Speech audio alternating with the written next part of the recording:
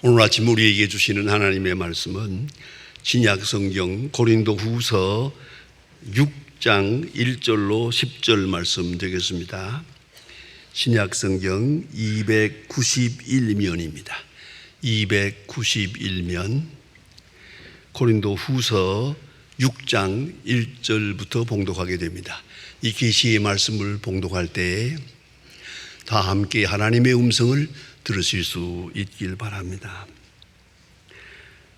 우리가 하나님과 하나님의 함께 있는 자로서 너희를 구원하노니 하나님의 은혜를 헛되이 받지 말라. 이르시되 내가 은혜 베풀 때에 너를 듣고 구원의 날에 너를 도왔다 하였으니 보라 지금은 은혜 받을 만한 때요 보라 지금은 구원의 날이로다. 우리가 이 직분이 비방을 받지 않게 하려고 무엇이든지 아무에게도 끓이기지 않게 하고 오직 모든 일에 하나님의 일꾼으로서 자천하여 많이 견디는 것과 환난과 궁핍과 고난과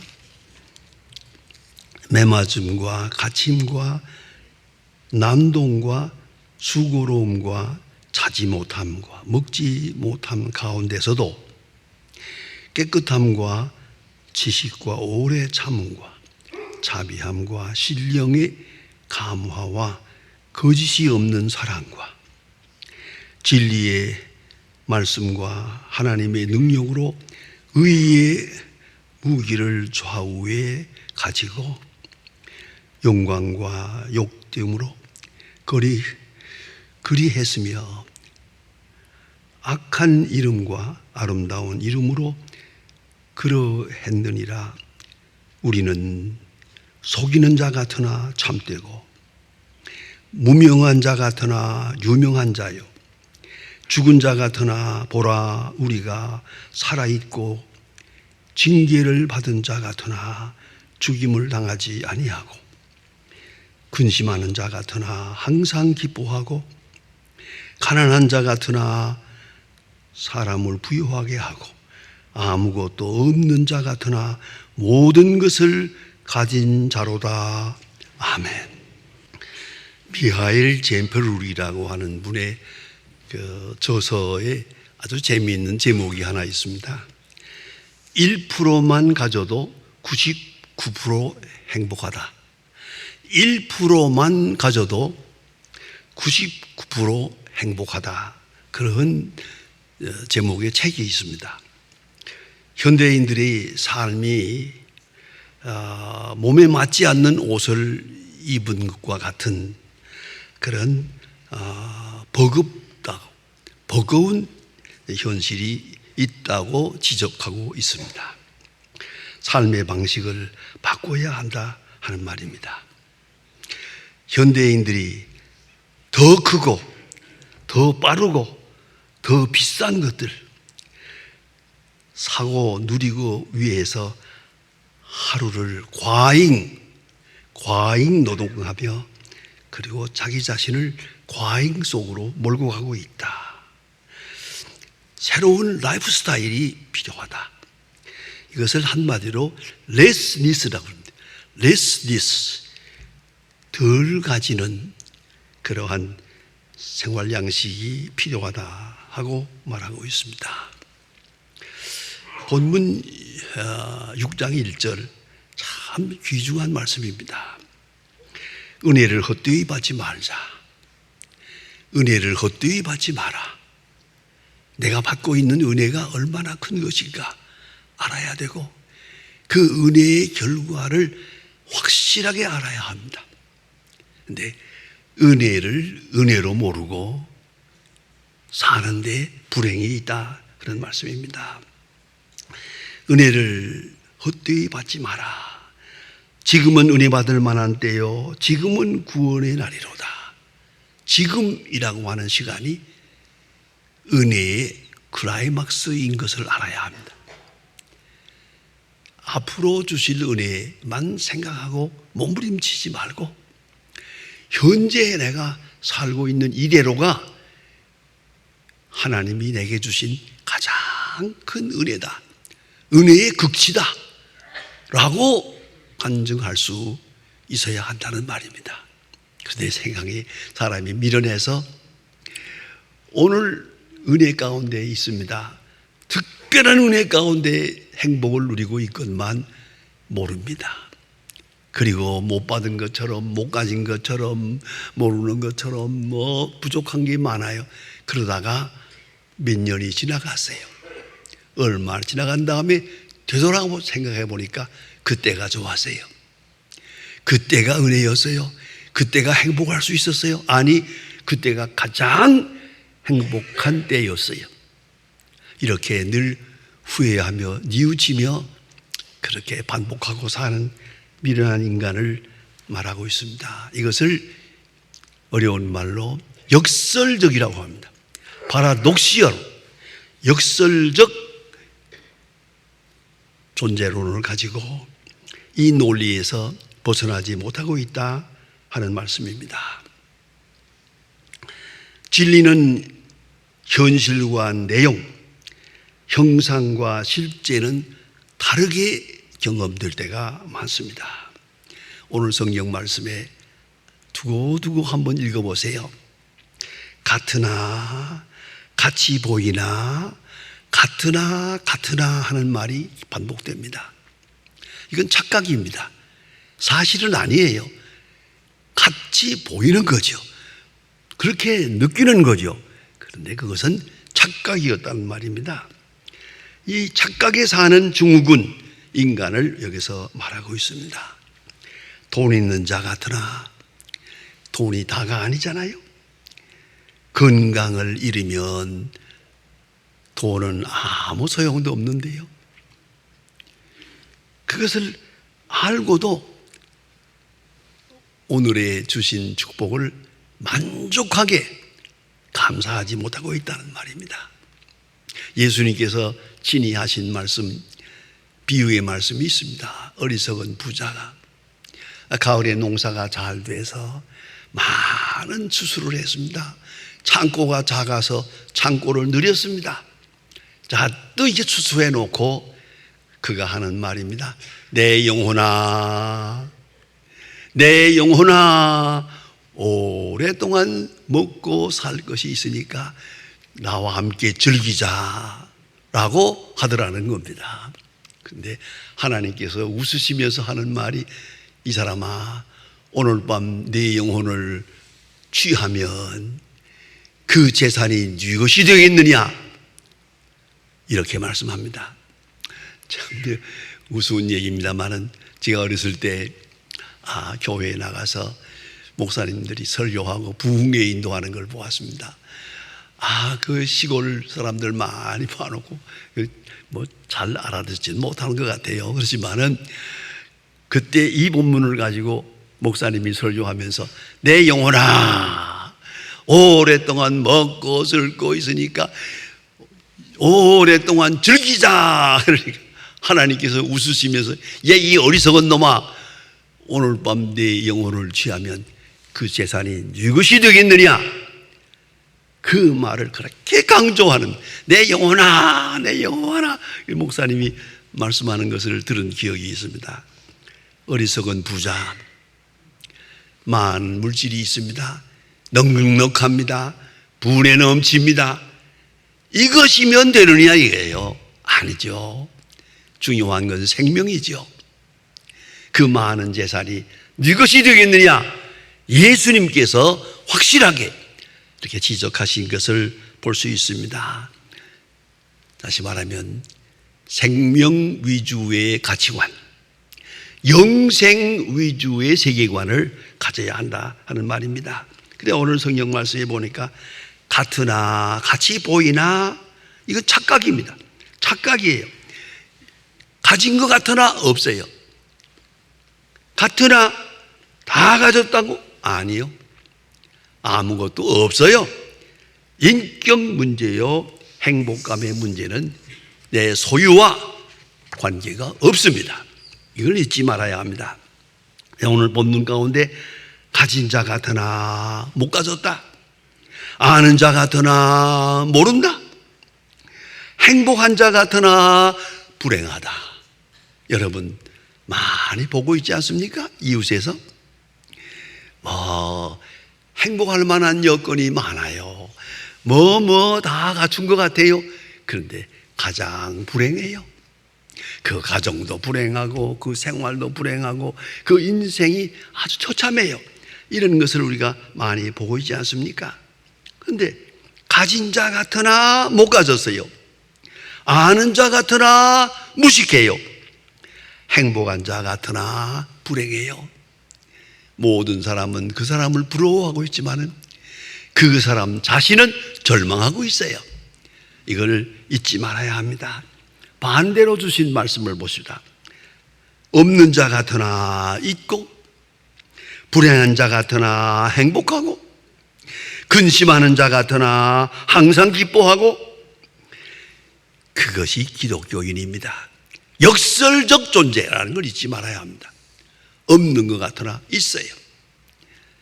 남은 나를 측은하게 생각하지만 아니요, 나는 가장 행복해요. 저는 그런 사람을 한번 인천제일교회에서 보았습니다. 홍장 집사님이라고 하는 분인데 재산이 많아서요. 배가 7척이나 돼요.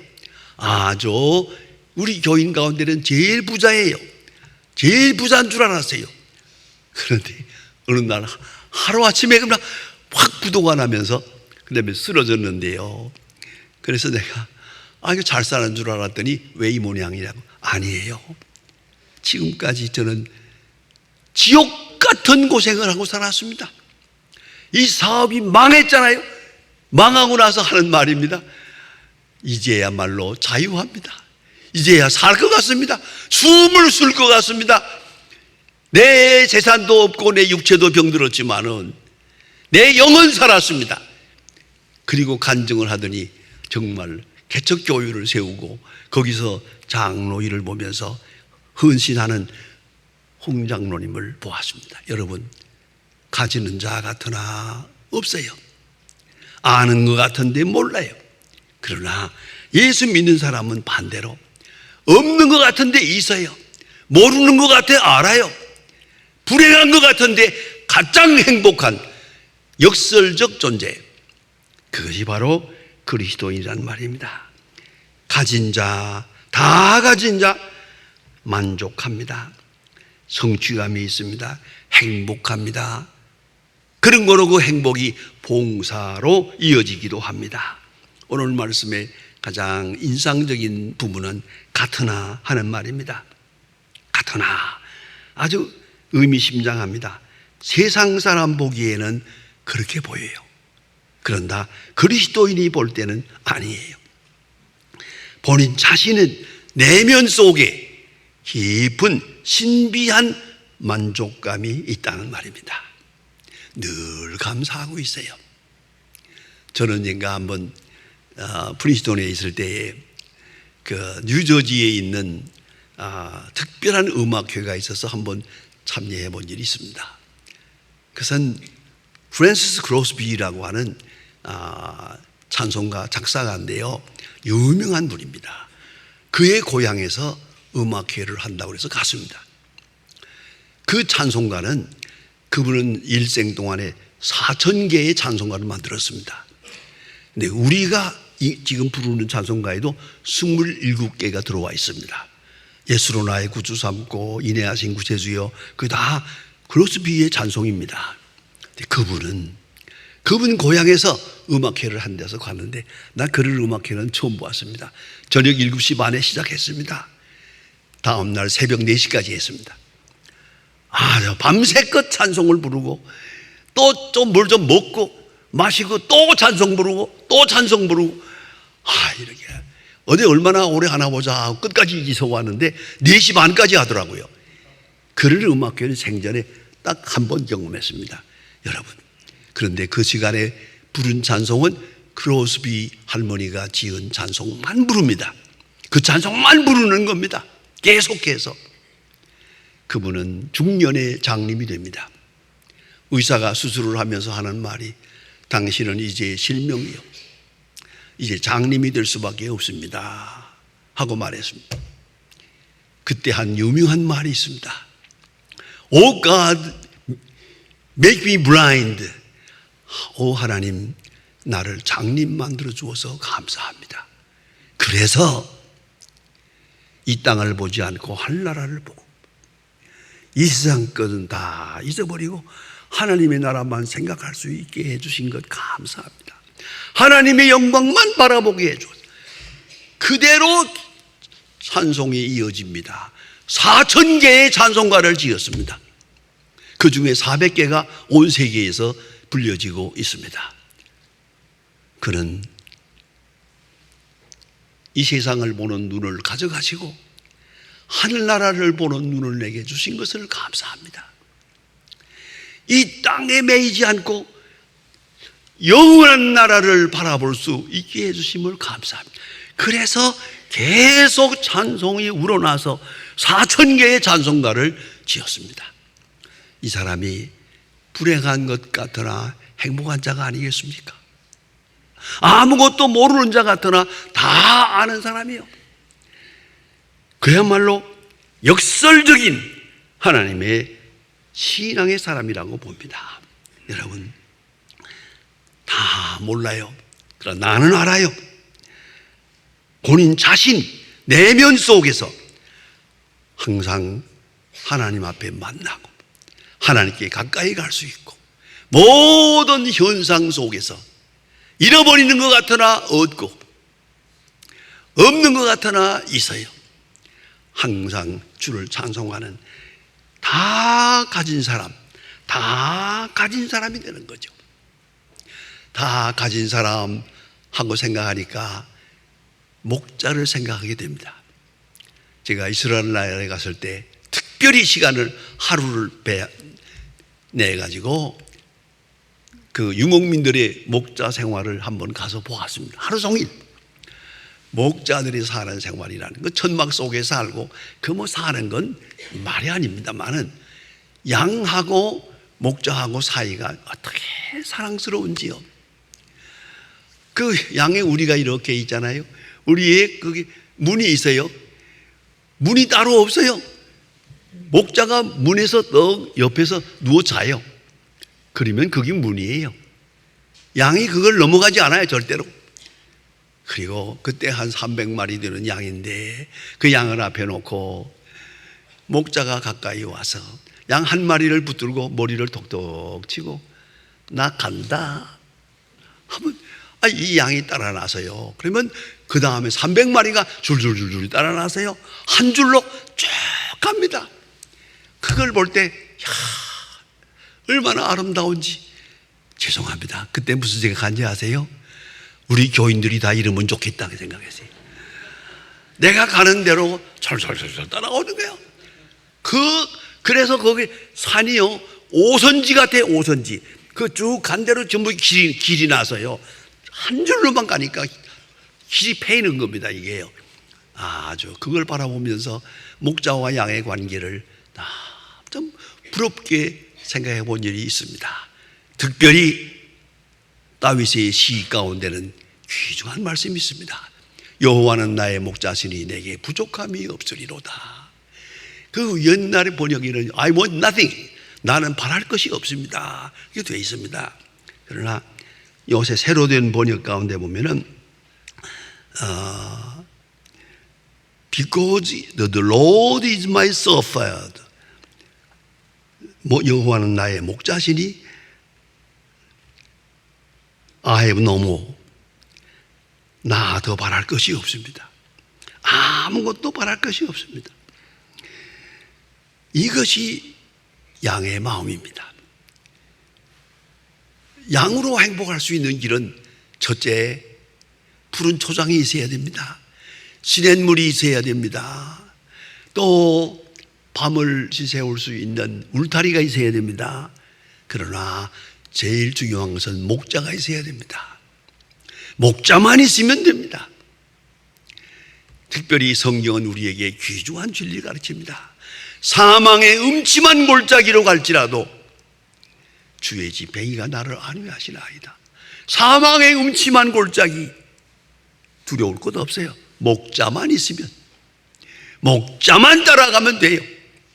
앞에 가는 목자만 따라가면 그는 평안할 수 있고 푸른 초장으로 갈 수 있고 넓은 초원으로 갈 수 있는 것이에요.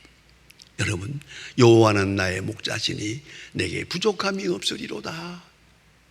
사망의 음침한 골짜기로 갈지라도, 그 어느 순간에 우리가 사망의 음침한 골짜기를 지나가도 주께서 나와 함께 하십니다. 그런 사람은 행복합니다. 그런 사람은 지금 행복한 사람입니다. 그 내면 세계에서 영적 가치관을 가지고 삽니다. 그리고 영원한 나라, 천국지향적 세계관을 가지고 삽니다. 그리고 현실은 하나님의 약속된 축복을 믿는 믿음 안에서 오늘을 삽니다. 그래서 사도 바울은 빌립보 3장에서 말합니다. 내가 전에 좋아하던 것 무엇 다 있습니다. 이제는 다 버렸다. 다 잃어버렸다. 분토와 같이 이겼다. 마지막에 해로 이겼다. 삼중 부정을 합니다. 해로 이겼다. 전에 좋아하던 건 이건 해로운 것이야. 다른 사람은 좋아하는 것이요, 그러나 내게는 해로운 것이요. 다 버리고 오직 예수로 만족하는 그런 고백을 들을 수가 있습니다. 여러분, 고린도전서 15장 10절에서 말합니다. 사도 바울은 이렇게 결론적으로 간증합니다. 나의 나된 것은 오직 은혜로 된 것이다. 나의 나된 것은 오직 은혜다. 그리고 오늘 본문에서 모든 것을 가진 자로다. 그는 육체에 가시가 있습니다. 남다른 핸디캡이 있습니다. 여러 가지로 몸도 건강한 사람이 아니었습니다. 그럼에도 불구하고 그는 만족합니다. 그는 행복했습니다. 그는 거칠 것이 없었습니다. 나는 모든 것을 가졌다. 아무것도 없는 자 같으나 모든 것을 가졌다. 아무것도 모르는 자 같으나 모든 것을 다 알고 있다. 다른 사람 보기에는 내가 예수를 전하면서 핍박당하니까 고난당한다고 생각하죠. 억울하게 매를 맞고 억울하게 감옥 생활을 하고 아니옵시다. 사도 바울은 생각합니다. 불행한 자 같으나 행복하고, 약한 자 같으나 강하고, 가장 비참한 자 같으나 가장 영광된 사람으로 오늘을 살고 있다. 이것이 사도 바울입니다. 아니, 우리의 신앙이 이어야 합니다. 모든 것을 가진 자, 부탁입니다. 이제는 남의 것 부러워하지 맙시다. 남의 보석 반지 부러워하지 말고, 남의 좋은 옷도 부러워할 것 없어요. 남이 가진 직장, 직업 부러워할 것 없습니다. 내가 행복하다. 나는 모든 것을 가진 자다. 나는 넉넉하다. 나는 행복하다 하는 그 가슴에 벅찬 행복감이 넘칠 때 비로소 사랑하게 됩니다. 비로소 봉사할 수도 있게 되는 것입니다. 두고두고 마음에 새겨주시길 바랍니다. 모든 것을 가진 자로다. 기도하십시다. 하나님 아버지, 오늘 아침도 저희들을 주의 종으로 불러주심을 감사합니다. 생각한데 이 어려운 세대에 이렇게 평안하게 주의를 지키며 예배할 수 있게 하신 이 특권과 은혜에 감사드립니다. 원건대 주께서 주신 그 은혜를 바로 알게 하시고, 그 은혜를 헛되이 받지 않게 하시고, 헛되이 생각하지 않게 하시며, 항상 은혜의 열매로 살게 해주시고, 항상 모든 것을 가진 만족, 그 행복으로 충만한 그런 생활 되게 하여 주시옵소서. 예수님의 이름으로 기도합니다. 아멘.